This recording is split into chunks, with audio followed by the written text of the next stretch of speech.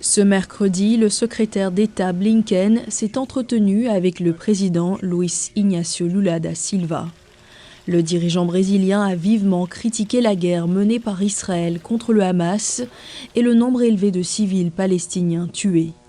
Il a tenu ses propos dimanche lors d'une visite en Éthiopie.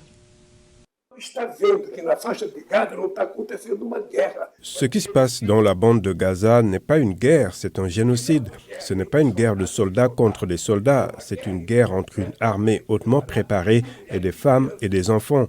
Au département d'État, le porte-parole Matthew Miller a déclaré mardi que l'administration Biden n'est pas d'accord avec les commentaires de Lula.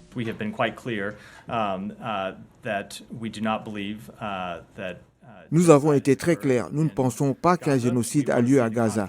Nous voulons que le conflit prenne fin dès que possible. Nous voulons que l'aide humanitaire augmente de manière soutenue pour les civils innocents de Gaza. Mais nous ne sommes pas d'accord avec ces commentaires.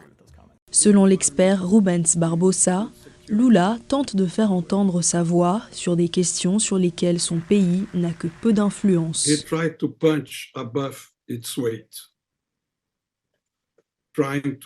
Il a essayé d'influencer la guerre en Ukraine, la guerre à Gaza, et il y a des limites.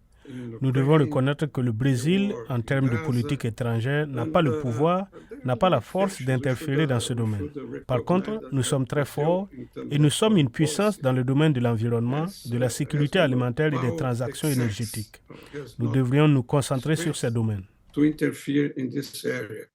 Monsieur Barbosa a dit ne pas savoir pourquoi Monsieur Lula est resté silencieux sur la situation politique au Venezuela voisin, un sujet de discussion probable pour Blinken lors de cette réunion des ministres des Affaires étrangères du G20 à Rio de Janeiro et lors de sa visite vendredi en Argentine.